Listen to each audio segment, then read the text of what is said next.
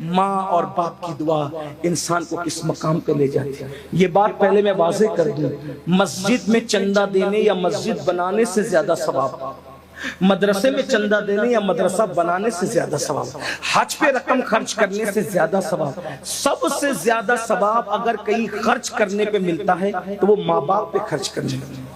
فلمیں دیکھ کر، سیریل دیکھ کر، ناول پڑھ کے، دنیا کے اس مکر اور مکرو چہرے سے متاثر ہو کر ماں باپ کو بڑھاپے میں صدمے دینے والوں، ماں باپ کے ساتھ بغاوت کرنے والوں، ماں باپ کے ساتھ غداریاں کرنے والوں، ماں باپ کو گالیاں دینے والوں، آنکھیں نکال نکال کر ماں باپ کو دیکھنے والوں، ماں باپ کو دکھ دینے والوں، ماں باپ کو گھروں سے نکال کر کبھی بہنوں کے یہاں کبھی بھائیوں کے یہاں پہنچانے والوں، ماں باپ کو چھوڑ کر سسرال میں گھر بسانے والوں، ماں باپ سے خرچہ روک کر مسجد مدرسوں میں اور نیک کام میں چندے دینے والوں، غور سے سن لو اور کان کھول کر کے سن لو، کچھ یاد رہے نہ یاد رہے، گفتگو کا یہ حصہ ضرور یاد رکھنا.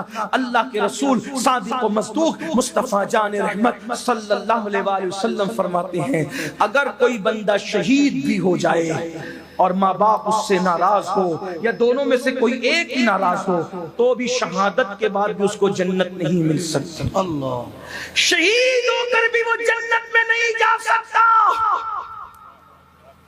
یہ ماں باپ شہید ہو کر بھی جنت نہیں ملے گی اگر ماں باپ ناراض. اور آج تو لڑکے اور لڑکیاں ماں باپ کو ناراض کر کے شادیاں کرتے ہیں، پسند کی شادی، پسند کی شادی، پسند کی، اتنا بھوت سمارے پسند. میں نے کہا ماں باپ کب منع کرتے ہیں؟ ہمارے یہاں تو ہے ہی پسند کی شادی، بس اتنا ہے کہ پہلے ماں باپ پسند کر لیں بعد میں تم پسند کر لیں. میرے بھائی اگر ماں باپ روک دیں، ماں باپ روک دے تو کعبے کی زیارت کے لیے نہیں جا سکتے.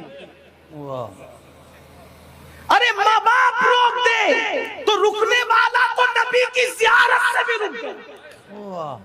ماں کے روکنے پہ رکنے والا نبی کی زیارت سے رک گیا، لیکن کسی نے اس کو تان نہیں کیا کہ اویس اتنا بڑا عاشق تھا، ارے نبی کی زیارت سے تو رک گیا، گمنام ہو گیا، مرتبہ کم ہو گیا، یہ ہو گیا، وہ ہو گیا، وہ ہو گیا. نہیں، ماں کے کہنے پہ نبی کی زیارت سے رکے ہیں تو خدا نے ماں سے وفا کی وجہ سے وہ مقام عطا کیا ہے کہ سب نبی سے دعا کروا رہے ہیں اور نبی صحابہ کو بھیج کر ویسے کرنے سے امت کے لیے دعا. سبحان اللہ، سبحان اللہ، سبحان اللہ.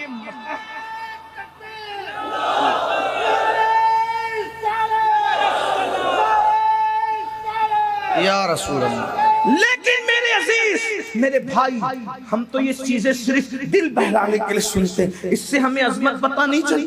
تو میرے آقا نے فرمایا شہید ہو کر بھی ماں باپ اگر ناراض ہے جنت میں نہیں جائے گا، لیکن چونکہ شہید تھا اس لیے جہنم میں بھی نہیں جائے گا. جنت اور جہنم کے درمیان ایک مقام ہے جس کو مقام اعراف کہتے ہیں. یہ روایت میں جہاں سے پڑھ رہا ہوں اس کو نقل کیا ہے صد الافاضل فخر الاماثل علامہ سید نعیم الدین مراد آبادی نے. اور کب تک وہ جنت کے باہر رہے گا؟ اس وقت تک جب تک اس کے ماں باپ کو راضی نہ کر لیا جائے.